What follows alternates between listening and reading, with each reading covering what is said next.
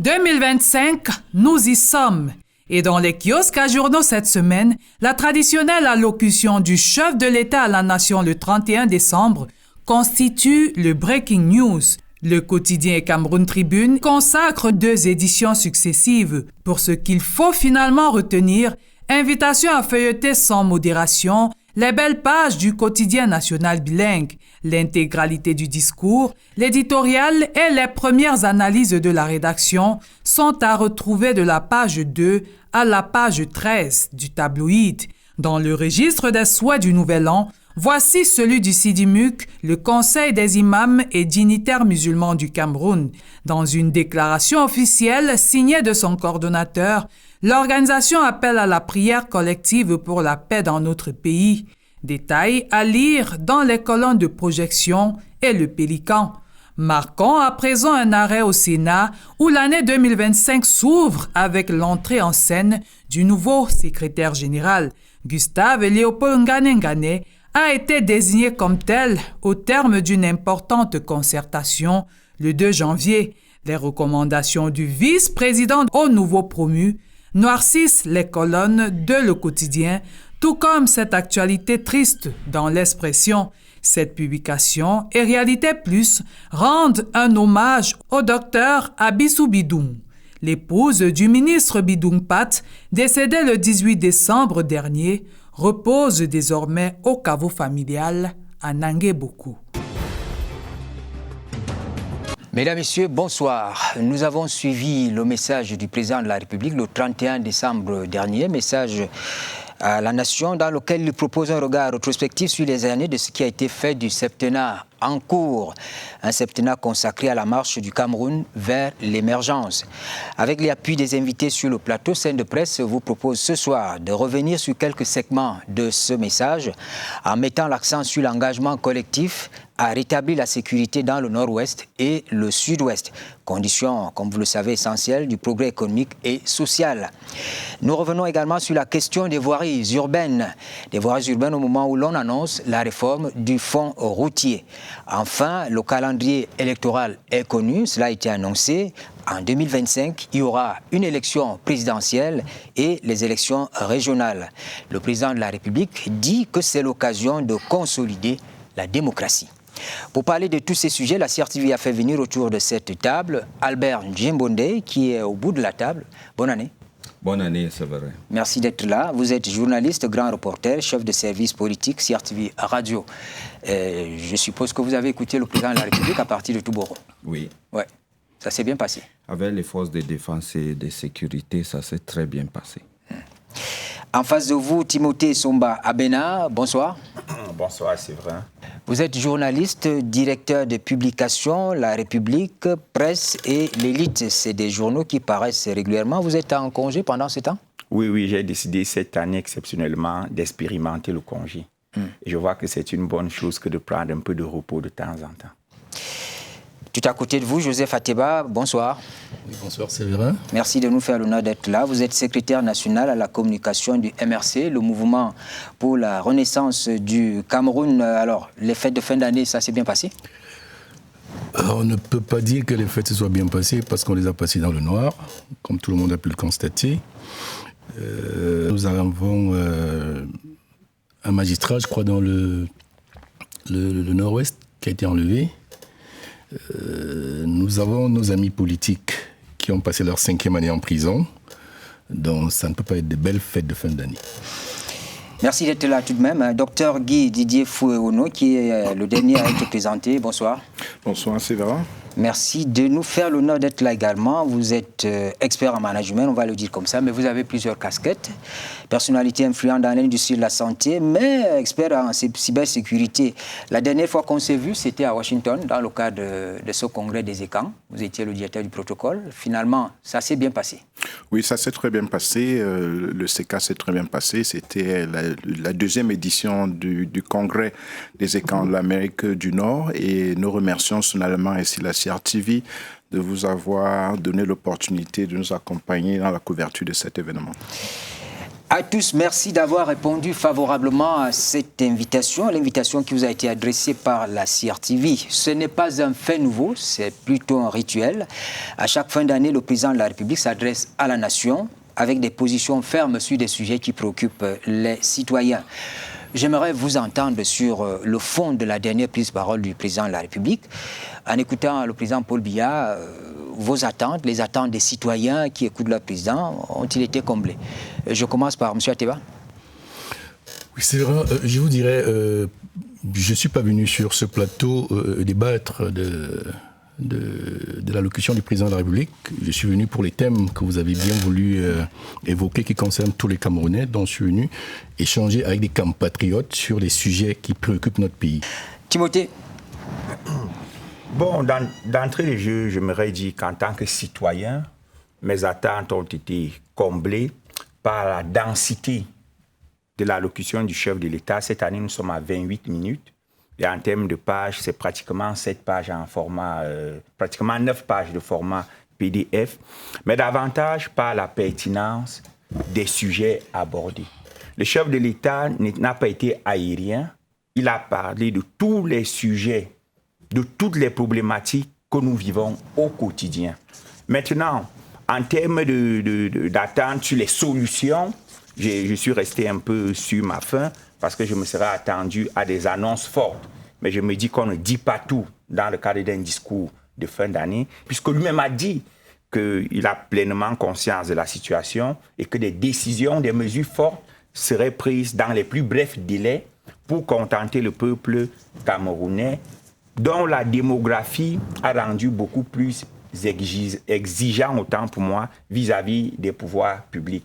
C'est le lieu peut-être de faire ce clin d'œil à l'Institut national de la statistique pour dire qu'on ne peut réussir aucune politique de développement si on ne tient pas en compte les statistiques. Je vais sortir avec cette petite anecdote une fois d'un carré des néo qui estimait que l'une des raisons pour lesquelles il est parfois difficile de juguler la question des coupures d'énergie est que dans leur fichier, ils ne savent pas exactement à combien de Camerounais est-ce qu'ils doivent distribuer la lumière. Parce que tous ceux qui consomment la lumière ne sont pas forcément ceux qui ont souscrit un abonnement.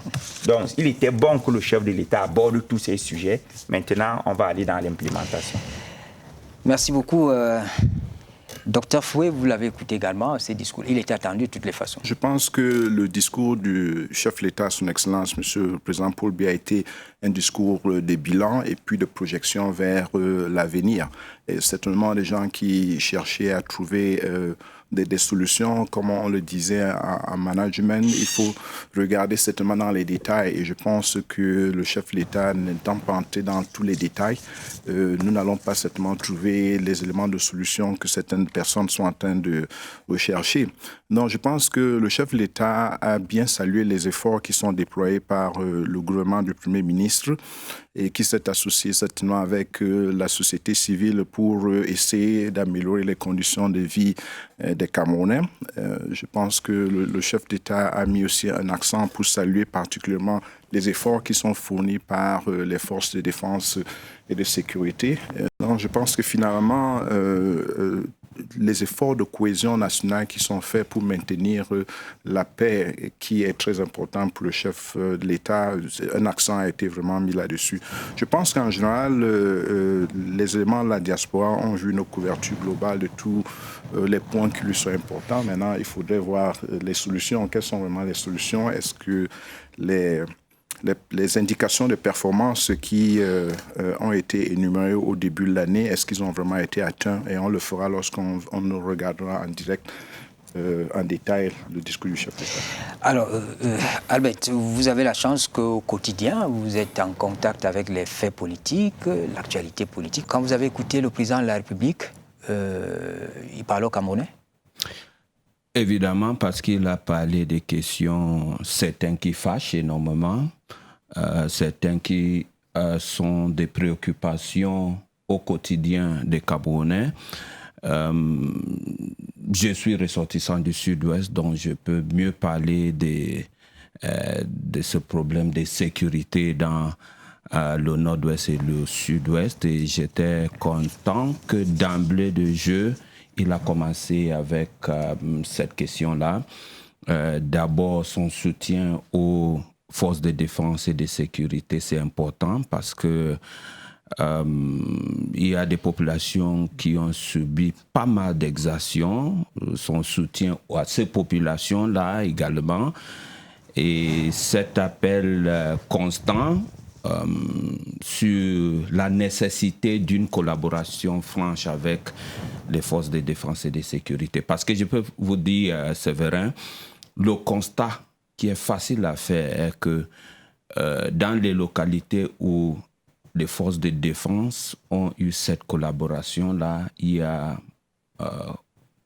un retour qui est un peu plus rapide à la normale. Je prends par exemple une ville comme Libé, une ville comme Kambé, qui n'ont pas véritablement subi le choc de tout ce qui s'est passé. Là, il y a certaines localités comme Big Babang qui est dans le nord-ouest.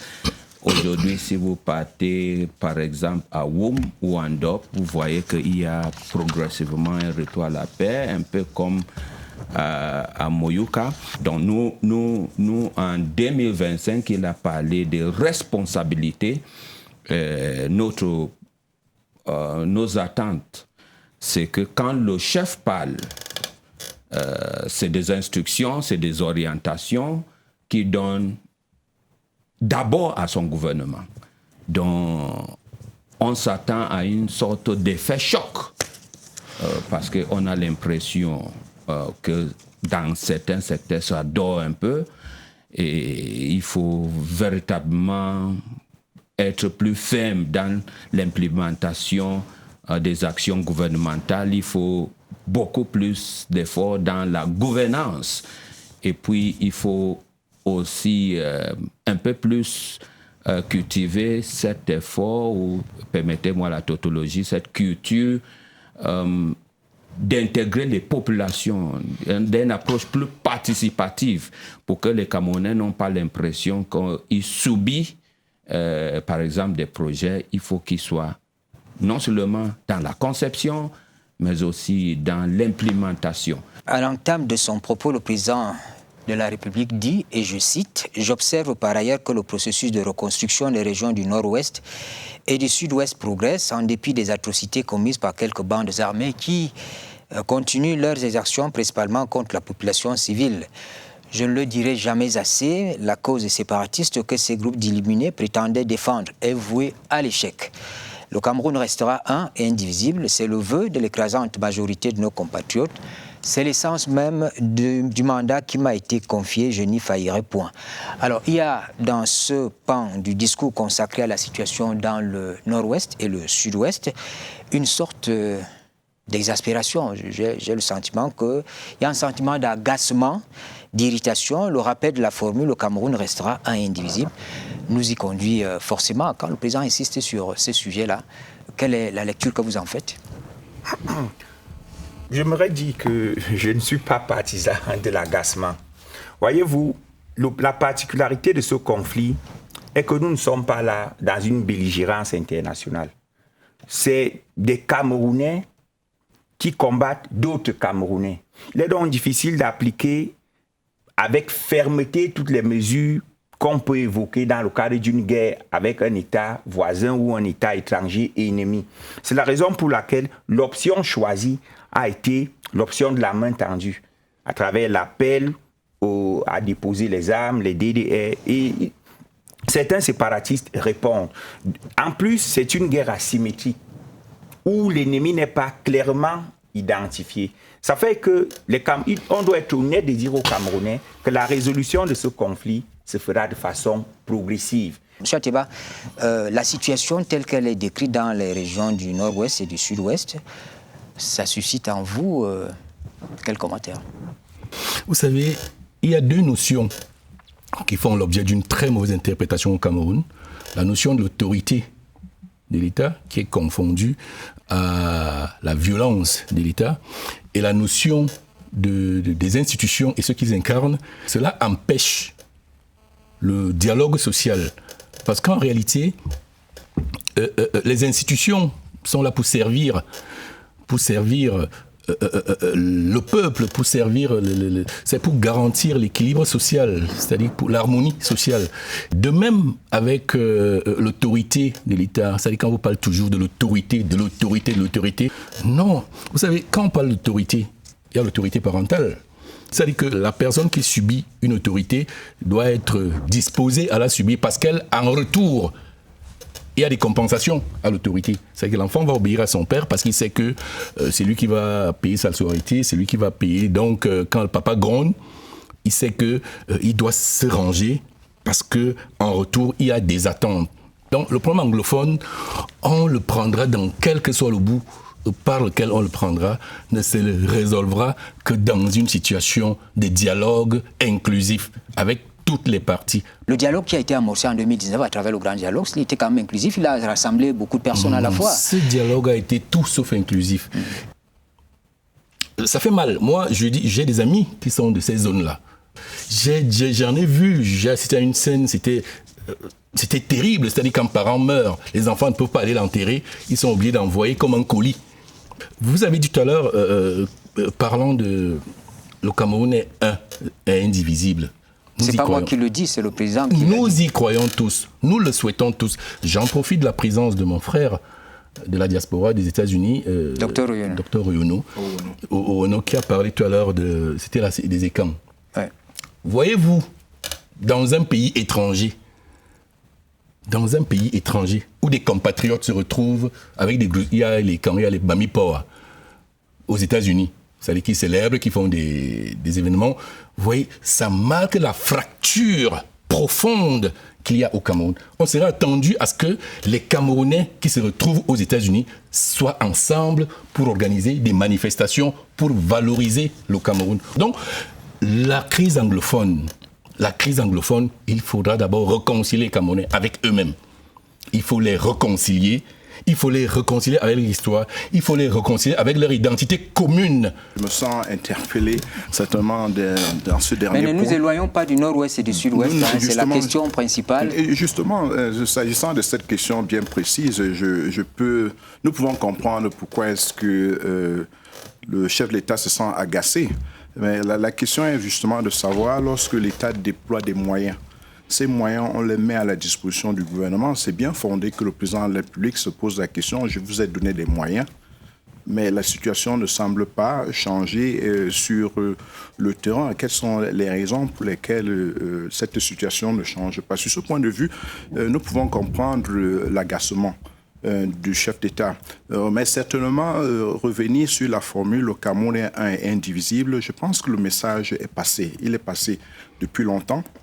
Et comme tout le monde, je pense que c'est le sentiment qui est partagé par tout le monde, nous avons des expériences à l'international qui ont démontré à suffisance que utiliser le bâton ne va certainement pas résoudre les problèmes liés à la crise au Nozo. Je pense que, et le président a été très clair là-dessus, il continue de tendre cette main. Je pense que là, on aurait pu mettre beaucoup plus l'accent sur les efforts qui ont été entrepris pour tendre justement cette main. Et s'agissant de la diaspora et celle des États-Unis en particulier, on a toujours entendu dire que les ficelles sont tirées à l'international.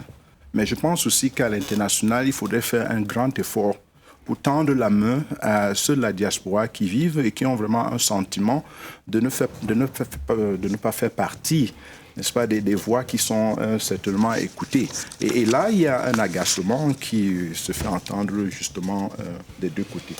Donc, je pense qu'à travers ma voix ici, on peut demander au gouvernement d'entreprendre tous les efforts nécessaires pour essayer de tendre vraiment cette main à cette diaspora qui aimerait être impliquée dans la résolution de ce conflit. Nous sommes conscients qu'à travers les chiffres, on les voit constamment en Californie, qui sont assis avec nous, qui sont aussi porteurs de la voix du Premier ministre, mais je pense qu'une présence au niveau du gouvernement aux Amériques pourrait aussi marquer un avancement vers cette main tendue dont nous avons parlé. Bon, je vais chuter rapidement en disant que moi, j'ai vécu, je fais partie de la diaspora allemande, j'ai vécu 10 ans en Allemagne. Je sais comment les organisations camerounaises sont organisées là-bas. J'ai fait 25 ans déjà aux États-Unis, je sais comment nous sommes organisés.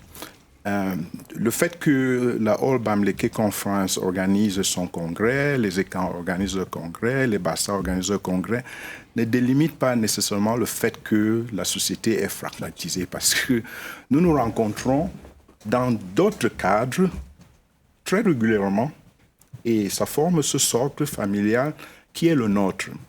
Mais pour des besoins par exemple socioculturels ou par exemple si une association aimerait dans des cas précis booster les projets économiques qui se déroulent, n'est-ce pas, qui se déploient dans leur région, je pense que c'est tout à fait normal que les gens s'organisent par région et disent que bon, on va apporter notre contribution au développement socio-culturel qui se passe sur le terrain. Et je pense que sur ce cadre, c'est justifié.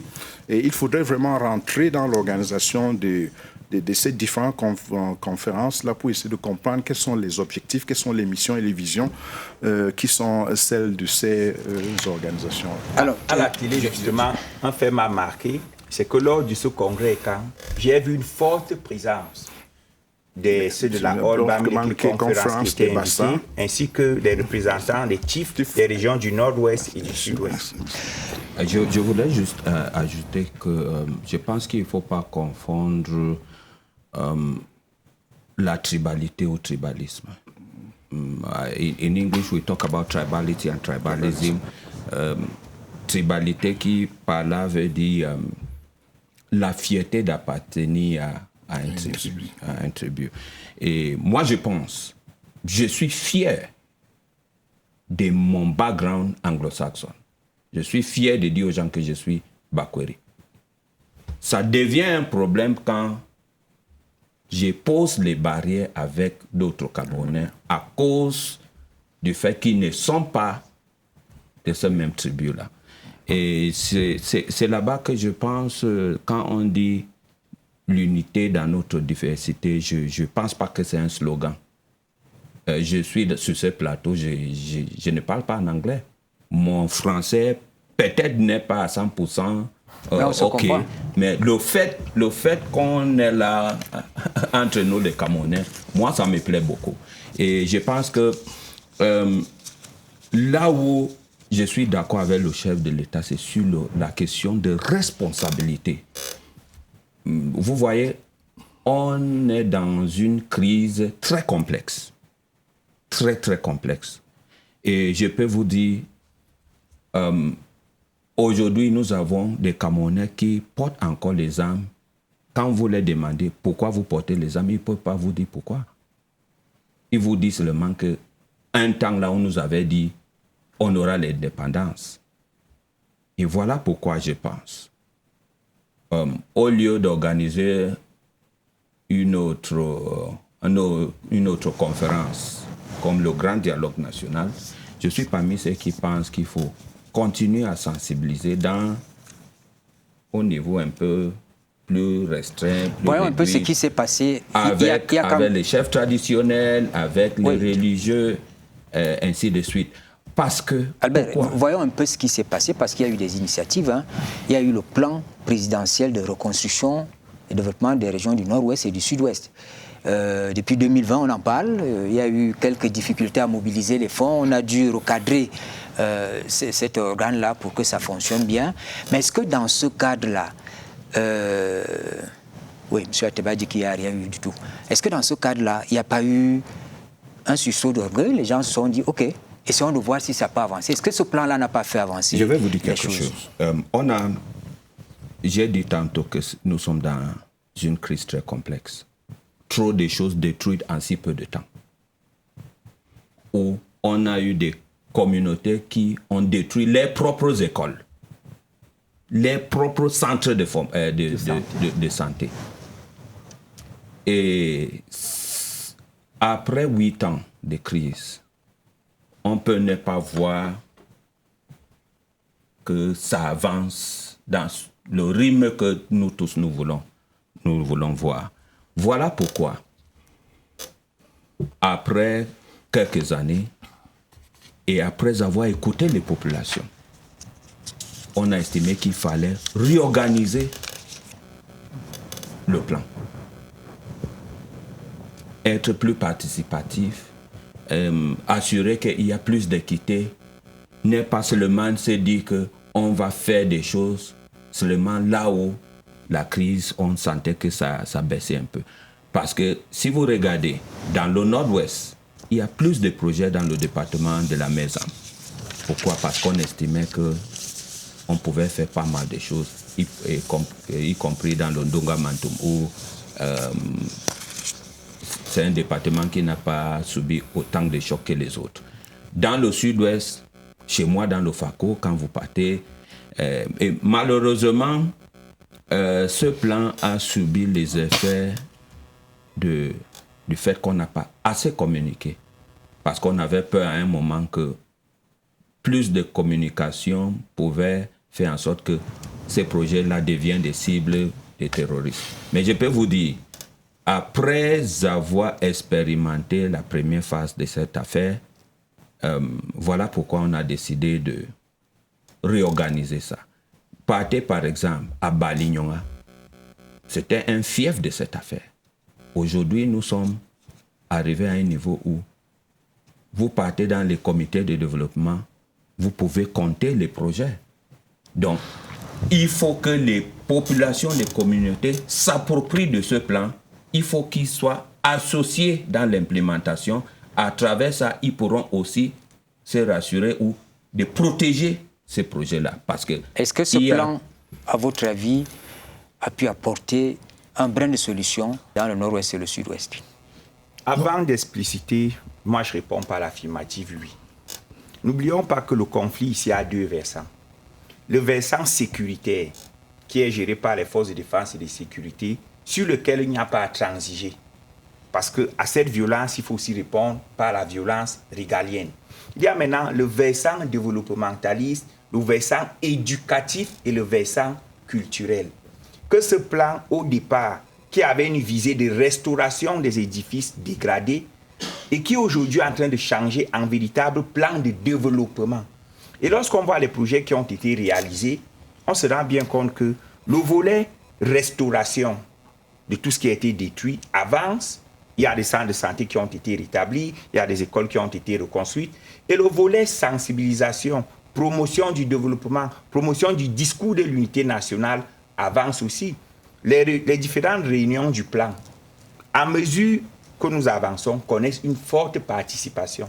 Parce qu'il y a des acteurs, il a bien présenté le tableau, il y a des acteurs qui n'étaient pas présents avant, qui sont désormais présents et qui apportent un plus en termes d'information, en termes de fluidification ou de facilitation de la pénétration du dit plan. Mais je reste sur un volet précis. C'est que nous devons à tout prix cultiver l'honnêteté et de ne pas attendre que tout le plan et tout fonctionne en une journée. Ça va aller de façon progressive parce que tant que les populations ne sont pas à 100% ou moins à 95% impliquées, on aura l'impression que ça ne va pas à notre rythme. Et c'est la question des rythmes aujourd'hui qui semble nous poser problème plus que la question d'efficacité. Non, enfin moi je pense qu'il y a quelque chose on ne peut pas parler de reconstruction sans prioriser la pacification. Parce qu'en réalité, si on reconstruit dans le désordre, on dépense deux fois. C'est-à-dire que mal payer, c'est payer deux fois. Donc c'est-à-dire qu'on aurait dû commencer par mettre l'accent sur la pacification avant d'attaquer le volet reconstruction. Donc c'est pour cela qu'on a l'impression, que nous constatons que ça ne marche pas. Parce que le premier volet qui était prioritaire, qui était la pacification, n'a pas été pris en compte. Est-ce que la construction, par exemple, des centres de, comment on appelle ça, le CNDR, des mobilisations, des armements, est-ce que la facilitation d'un retour des personnes déplacées, est-ce que ce n'était pas dans ce sens-là un peu pour ramener non, le CNDR devait être la conséquence de la pacification. C'est-à-dire qu'une fois qu'on a arrangé les problèmes, on s'est parlé, on est tombé d'accord qu'écoutez, nous sommes un seul pays. Et puis donc, on crée les conditions du retour des gens qui étaient en brousse. Donc, le faire comme ça, pendant que le conflit est encore en cours, on a l'impression que ça... Vous voyez, on a toujours l'impression que ça n'a pas d'impact parce qu'on a mis la charrue avant les bœufs. J'ai dit que la priorité dans cette crise, c'était d'abord la pacification et le reste. Je sais que c'est des gens qui ont une très bonne culture, les gens de la zone anglophone. C'est des gens qui ont une culture associative. Ils sont organisés c'est-à-dire que quand on parle de la descendance, ils l'appliquaient déjà chez eux dans leur façon de vivre.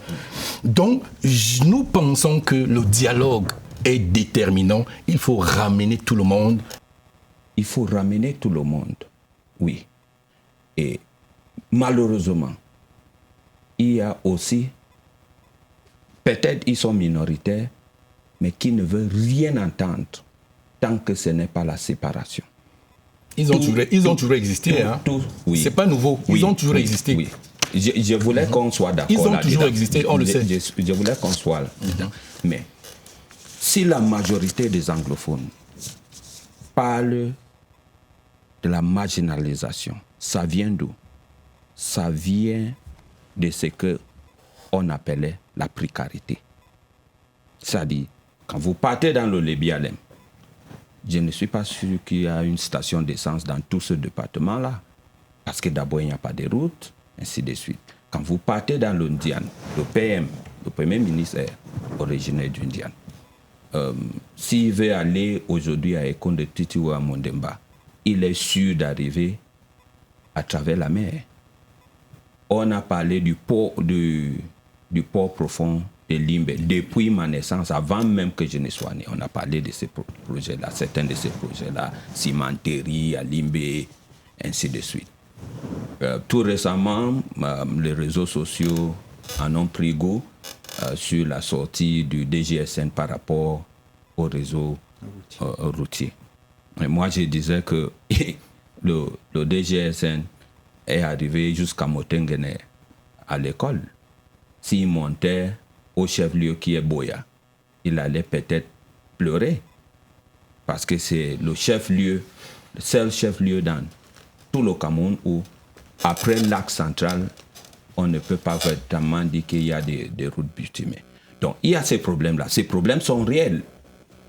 Mais on continue à dire, il faut que les Camerounais prennent conscience d'abord où se trouvent les véritables problèmes quand on dit problèmes anglophones. Je pense que cette crise a ouvert les yeux à beaucoup de Camerounais, surtout des Camerounais de 8 autres régions. Quand on va véritablement réorienter la décentralisation sans qu'on a l'impression qu'on a des transferts de compétences, mais que Yaoundé continue à tirer les cordes, je pense que beaucoup de ces problèmes-là seront résolus. On a parlé de l'appartenance. Beaucoup d'anglophones qui pensaient qu'ils n'étaient pas assez représentés dans les sphères décisionnelles. Mais je pense que depuis 2008, on commençait pas encore vraiment ça, mais je pense que nous sommes en train d'aller vers cette direction-là. Il y a eu une mutation du conflit où on est parti des groupes armés qui étaient résolus à voir uniquement cette sécession. Mais aujourd'hui, on est parti au grand banditisme, qui, pour nous, à l'Occident et principalement aux États-Unis, et là, je partage l'inquiétude de mes frères et sœurs, la diaspora, qui, pour des raisons évidentes, ne peuvent plus aller dans le Nozo enterrer les leurs, ils ne peuvent pas aller dans le Nozo célébrer les fêtes des leurs. Ils sont inquiets. Et ils sont inquiets par cette recrudescence du grand banditisme. Et je pense qu'à ce grand banditisme, vraiment, l'État continue de déployer les moyens. Et ces moyens sont certainement ceux que tout le monde décrit parfois et disent que non, la main forte de l'État se fait vraiment sentir. Mais je pense que pour contrecarrer cet effort, c'est clair que le gouvernement ne devrait pas relâcher à ce niveau.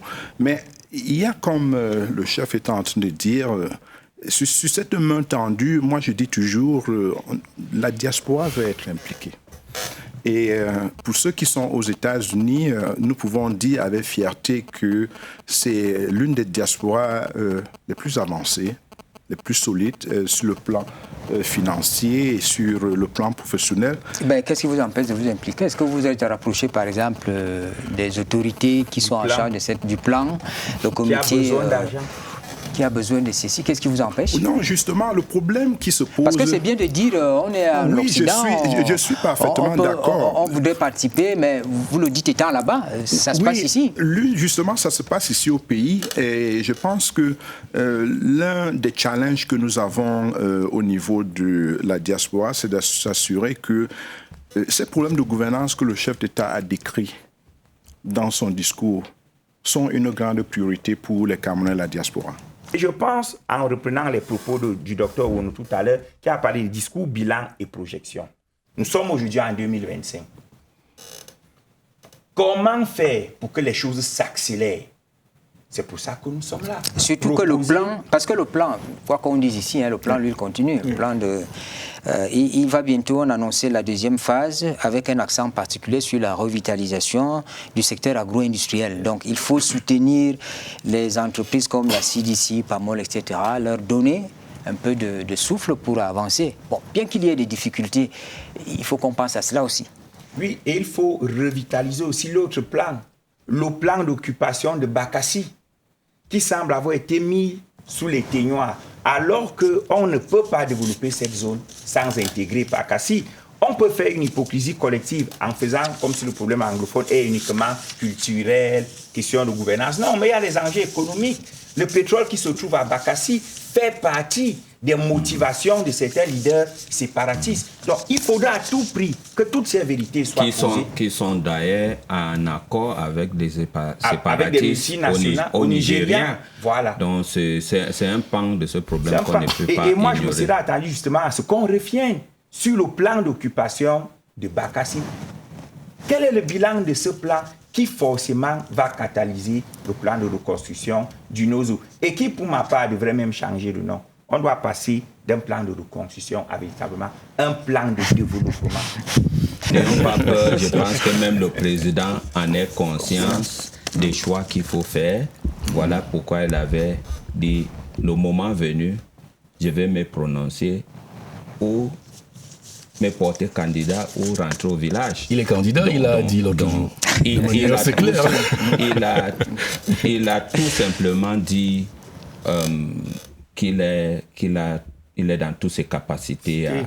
Il est déterminé à nous servir. Et puis, Voilà. Un chef d'État, c'est jusqu'au bout de son mandat. Parce que je pense toujours qu'on peut... Vous n'êtes pas un acteur politique sur ce plateau. Hein? J'analyse. J'ai écouté le chef de l'État et puis je me dis que il faut qu'on reste... On a un point sur l'année électorale, donc on revient là-dessus. Exactement. Justement, c'est vrai, je peux dire, parce qu'on parlait très tout à rapidement, l'heure... parce qu'on sort de ces sujets. Quand on parle de management, il faut que les Camerounais, à tous les niveaux que ce soit, sachent qu'ils ont une responsabilité. Sur la situation dans le nord-ouest et le sud-ouest, je vous propose de réécouter cet extrait du discours du président de la République. Vous savez combien je suis attaché à l'unité nationale, au progrès et à la paix. Vous êtes témoin des actions que le gouvernement mène sous mon impulsion depuis des années pour mettre un terme à cette crise sécuritaire qui affecte le développement de ces régions et endeuille de nombreuses familles. C'est l'occasion pour moi de rappeler aux membres de ces bandes armées que la nation leur tend toujours la main. Le président de la République dit partager le sentiment de frustration qui habite les Camerounais au regard de la dégradation des voiries urbaines et interurbaines. Une situation qui a un impact réel sur les activités socio-économiques et très souvent à l'origine de nombreux accidents de la circulation. Pour faire face à cette situation, il dit avoir instruit la réorganisation du fonds routier dans le sens d'accroître sa capacité à mobiliser les financements nécessaires à la réalisation des projets de construction, de réhabilitation et d'entretien des routes. Le visage de nos voiries urbaines peut-il changer par la réorganisation du fonds routier, tel que c'est annoncé? Bon, je pense que le visage peut changer par la réorganisation du fonds routier. Mais il ne faudrait pas que ce soit une réorganisation comme celle de 2012. Parce qu'il faut-il le rappeler, le fonds routier est institué par la loi de 1996 sur le patrimoine, la protection du patrimoine routier national. Il est organisé en 2005. Il est réorganisé en 2012. Je ne vous coupe pas, Timothée. Je rappelle simplement aux téléspectateurs que le fonds routier, c'est un organisme de financement et de paiement des prestations d'entretien routier. Il assure le financement, d'une part, des programmes de protection du patrimoine routier national, des programmes de prévention et de sécurité routière d'entretien du réseau routier, et d'autre part, des opérations de réhabilitation et d'aménagement des routes par le biais de ces guichets. Oui. Je voulais qu'on le précise. La réorganisation de 2012, comme je disais, a conservé les mêmes tares. Parce que lorsque le chef de l'État a dit qu'il faut réorganiser le fonds routier, il a précisé pour qu'il soit en mesure de capter plus de financement. Lorsqu'on lit dans le décret de 2012, notamment à l'article 25, on se rend compte que la totalité des ressources du fonds routier proviennent des redevances, des taxes et des appuis budgétaires de l'État. Ce qui est un problème pour un fonds qui doit financer autant d'aspects, entretien, réhabilitation et autres. Donc je me dis que si on permet au fonds routier de fonctionner un peu comme le FECOM, d'avoir des partenariats à l'intérieur, des partenariats à l'extérieur grâce au mécanisme du partenariat public-privé, il sera à même de capter les financements, de soumettre des projets à la BAD, à la BEDAC, qui sont nos principaux bailleurs de fonds à ce niveau. Et là, la première question, celle du financement, sera résolue. Parce qu'il faut-il le dire, les Camerounais ne savent pas que le budget du MINTP, chiffré à près de 500 milliards, ne couvre que 37% des besoins routiers nationaux, en termes de construction, réhabilitation et entretien. Ça veut dire que pour adresser la question routière, que ce soit au niveau urbain, interurbain ou au niveau des routes nationales, on a besoin de sous. Permettre donc au fonds routier d'aller chercher de l'argent en interne, de mobiliser des fonds en interne comme en externe, va déjà résoudre le pan numéro 1 de la question routière. Le pan numéro 2 relevant des questions de gouvernance dont j'espère qu'on aura le temps de dire aussi. Justement, moi, en ce qui me concerne, je pense que cette réforme est salutaire. Mais maintenant, si elle va se baser sur la recherche des financements, le chef d'État lui-même a décrié ici les difficultés liées au recouvrement, à la recherche de ces financements. Donc, il faut aller et regarder les raisons fondamentales qui empêchent le gouvernement d'accéder à ces financements. Parce qu'on peut faire la réforme et on va la faire, elle est salutaire. Mais la finalité ici, c'est pas de trouver des financements. La finalité, c'est que vous et moi, Albert et tout le monde, nous, on va avoir des routes. Vous savez, Séverin, la réforme ne va pas s'auto-appliquer. Elle est basée sur une gouvernance, elle est adossée à une gouvernance. Donc, on va faire 1000 réformes quand on sera au même niveau. Nous avons, quand on parle de la voirie, il y a deux, il y a la voirie urbaine et la voirie interurbaine qui répondent aux besoins différents. Tout se trouve dans l'implémentation. Vous regardez Yaoundé. C'est-à-dire, je crois qu'il est de notoriété, j'espère que mon frère qui est de l'autre côté ne me démentira pas, c'est les collectivités qui assurent l'entretien des voiries urbaines, c'est-à-dire que des élus, c'est-à-dire que c'est de leur responsabilité. C'est-à-dire que si ma voiture crève à un problème en route à cause d'un mauvais état de route, c'est la mairie que je vais saisir qui en est responsable. Donc en réalité, il faut repartir les tâches. Il faut qu'on sache qui fait quoi. Vous voyez, au Cameroun, au niveau de l'entretien de la voirie urbaine, vous constatez un trou, un petit trou qui commence quelque part. Tout le monde voit comment il grandit. Jusqu'à ce que ça devienne, se rejette la responsabilité. Jusqu'à ce que ça devienne une fosse où personne ne peut passer.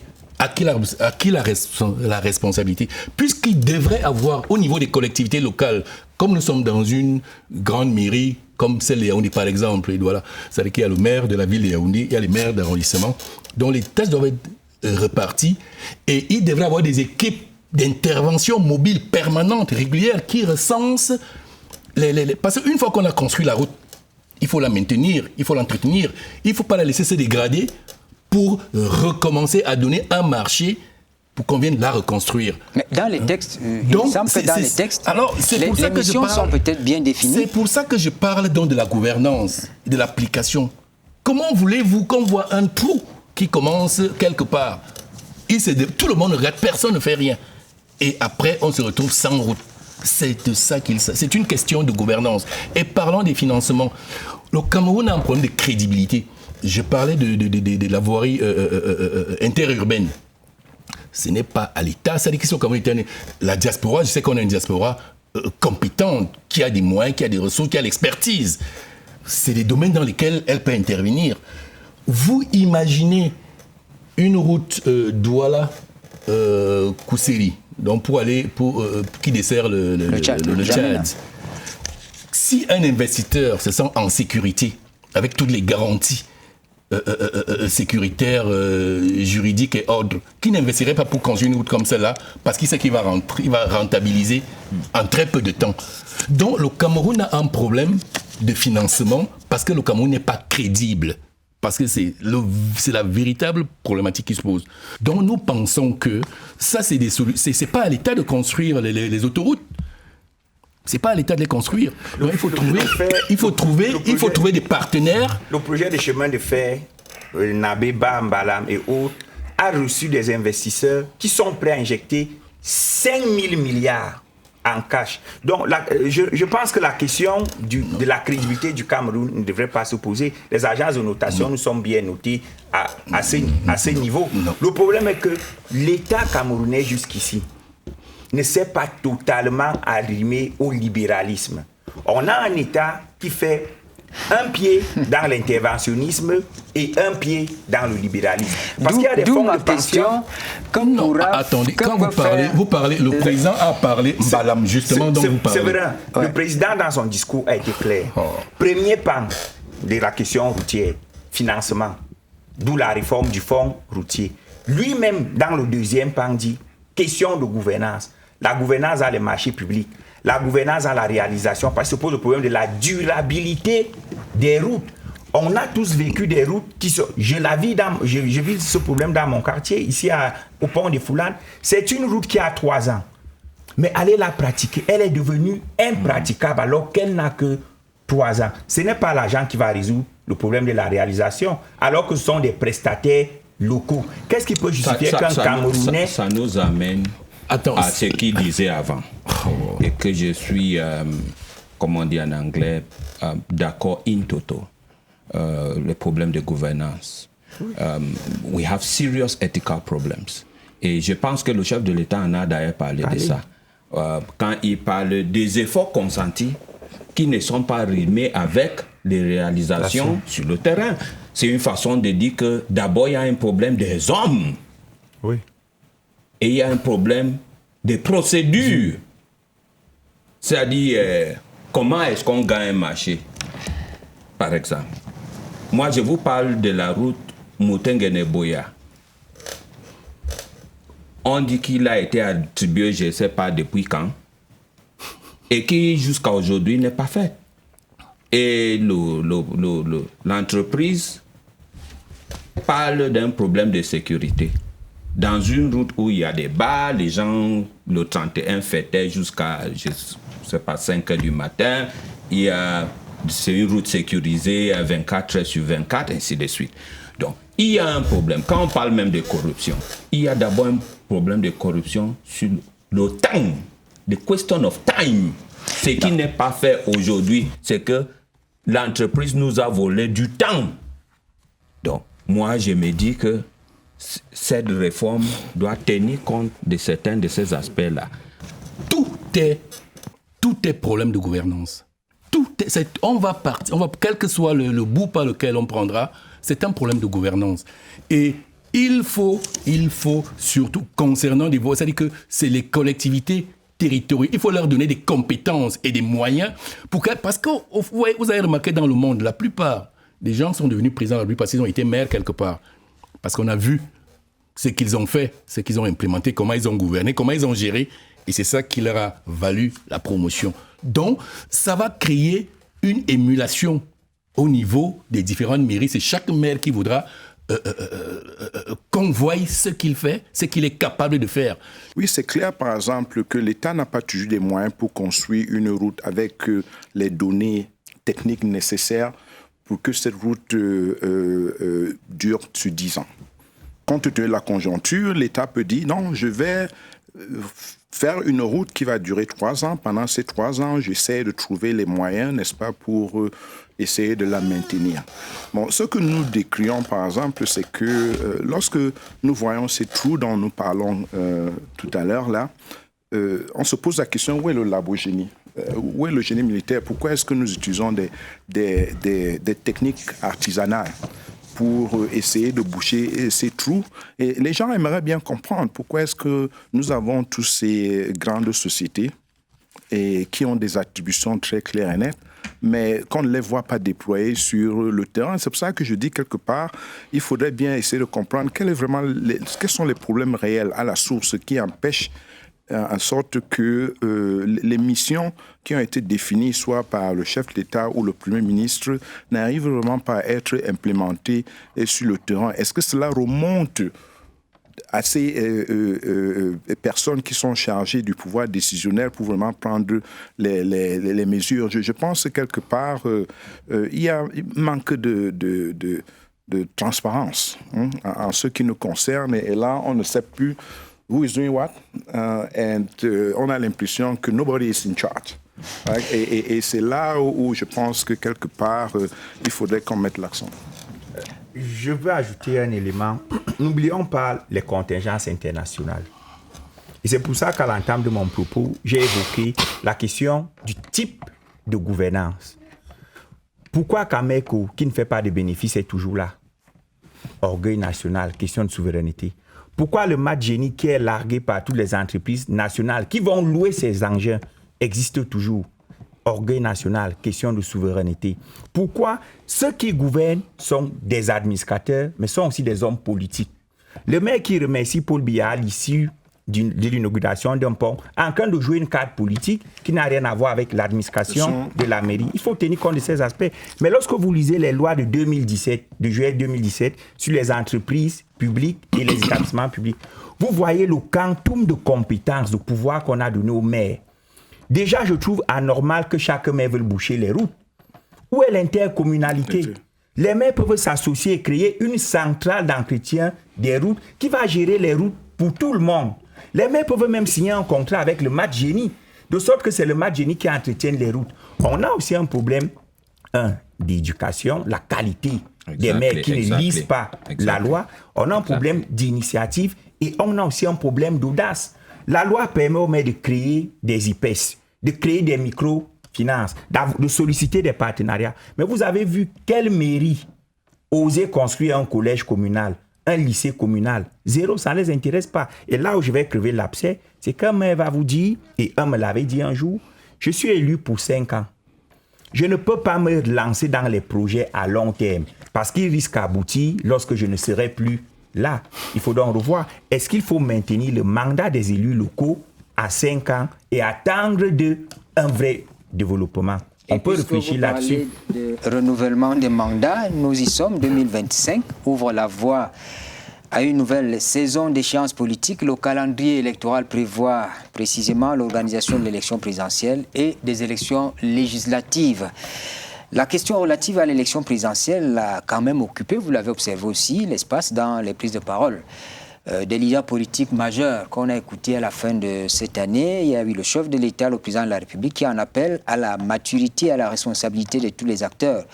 Il y a eu d'autres leaders de partis politiques qui ont pris la parole, le leader du MRC, le leader de PCRI et bien d'autres du SDF qui ont parlé. Est-ce que les discours entendus vont dans ce sens-là? Parce qu'au-delà des élections, ce qu'on veut au Cameroun, c'est au moins la paix.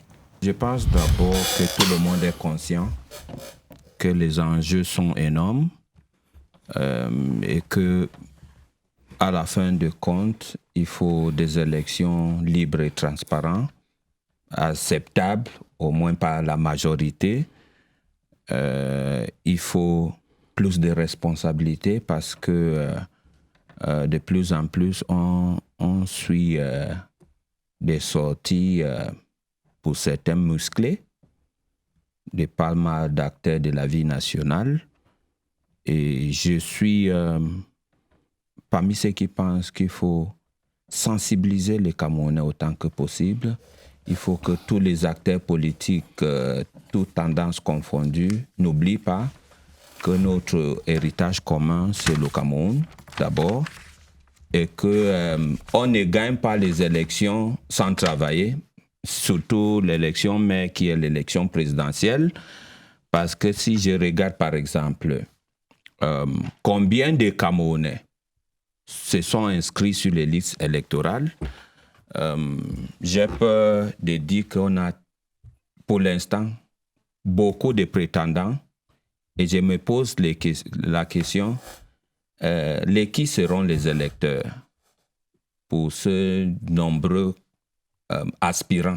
Est-ce qu'on va vers des élections apaisées? Vous savez, effectivement, nous espérons que 2025 sera la consécration de la démocratie camerounaise. Nous espérons qu'enfin, M. Paul Biya pourra, selon ses propres souhaits, donner au Camerounais l'occasion de retenir de lui celui qui aura apporté la démocratie. Il faudra qu'il soit candidat et qu'il accepte le résultat, et il sortira effectivement par la grande porte et il aura offert aux Camerounais, il aura permis aux Camerounais de retenir de lui celui qui aura apporté la démocratie. Les Camerounais sont matures. Et il ne faut pas faire le fétichisme sur des concepts inopérants. Ahidjo a passé la main à Paul Biya. Est-ce qu'on a connu l'alternance en 25 ans? Ce qui préoccupe les Camerounais, c'est qui peut nous développer le pays. Si le président Paul Biya est celui qui peut développer le pays, si les Camerounais décident que c'est Paul Biya qui continue, on ne devrait pas avoir de problème. C'est vrai, permettez, avant de donner la parole aux autres, je vous en prie, avec votre permission. Je voudrais dire, je crois, mon frère à côté, je crois qu'il a été présenté comme journaliste sur ce plateau. Je ne savais pas qu'il était représentant du président, défenseur du président, du bilan du président. Ce que je voudrais dire, c'est l'occasion pour moi d'appeler les journalistes que vous êtes sur ce plateau, de prendre le pouvoir, prendre votre pouvoir, qui est le 4e pouvoir. On ne vous le reconnaît pas. C'est vous qui, actuellement, là, c'est vous qui avez le pouvoir. Vous avez le pouvoir de sensibiliser, le pouvoir d'éduquer. J'espère que pendant toute cette période, la CATV fera entendre ce qu'elle a toujours fait, la voix du Camerounais profond. Ce qu'elle a toujours fait. Et j'en appelle à tous les journalistes de rester dans leur mission d'éducation, de sensibilisation et surtout d'exiger, de veiller au respect d'une élection libre et transparente. Et ne pas dire des choses comme j'ai entendu à côté qui me donnent l'impression que, sauf si c'est tout à fait normal que le pouvoir ait sa presse qu'il défend. Je suis citoyen. S'il vous plaît, quels sont les leviers stratégiques, quels sont les leviers de bonnes pratiques que nous devons utiliser pour atteindre le cap fixé par le chef de l'État? Il faut que l'année 2025 soit une année électorale permettant de consolider la démocratie.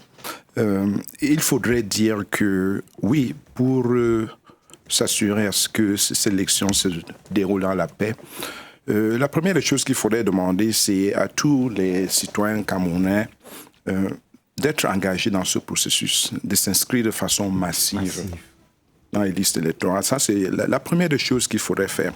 Je pense que la deuxième chose qu'il faudrait faire, c'est aux différents partis politiques, il n'est pas toujours clair quel est leur programme, quelle est leur vision. Je pense que les gens passent beaucoup de temps à nous rappeler que le président de la République est là depuis 42 ans. Et c'est vrai, tout le monde le connaît déjà.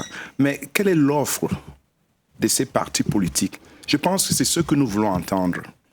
S'il faut choisir entre un parti et l'autre, il faut bien que nous sachions quelle est l'offre de ces partis. Et nous, à la diaspora, c'est pour ça que nous restons souvent très assoiffés. À la fin, peut-être certains sont résignés et recomposent avec la même équipe. Pourquoi? Parce qu'on se dit non. Qu'est-ce que les autres offrent? Qu'est-ce que les gens ont à offrir? Donc, sur le plan stratégique, je pense que au niveau des communications de ces différents partis, il faut aller à l'offensive. Je pense qu'il faut passer d'abord par l'éducation et la sensibilisation, parce que tout le monde parle d'élection présidentielle ou élection au Cameroun, mais beaucoup de Camerounais sont ignorants. Par exemple, à quel âge peut-on s'inscrire? Vous serez surpris, beaucoup de jeunes ne savent pas. Qui peut être candidat à une élection présidentielle au Cameroun? Quelles sont les conditions pour être candidat? Beaucoup de Camerounais ne savent pas.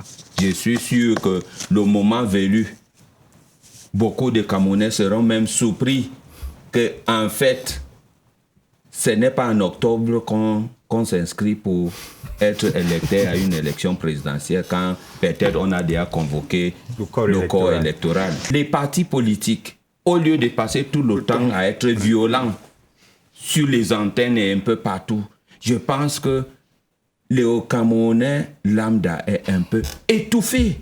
Je suis tout à fait d'accord avec M. Owono en disant qu'il faut être focus. What is the message?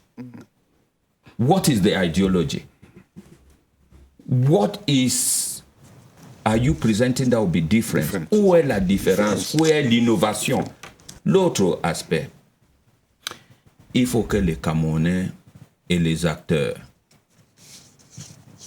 maîtrisent la loi électorale. Et la respectent. Et puis, je le dis parce que ce que j'ai vécu en 2018, même au Conseil constitutionnel, j'étais surpris. Merci beaucoup d'être venu. Nous n'avons pas la prétention d'avoir épuisé le fond du discours du chef de l'État. Tout au moins, on vous a entendu sur les points qui étaient retenus. Merci infiniment et je vous souhaite une année 2025, une année heureuse, surtout pour les acteurs politiques que vous êtes. Merci. Et à la presse aussi de faire son travail. Merci beaucoup, docteur Owono, d'être venu. Merci. Nous arrivons à la fin de cette édition de Scène de presse. Merci à nos invités. Merci à vous qui prenez la peine de nous regarder dimanche soir. Bonne suite des programmes sur la CRTV.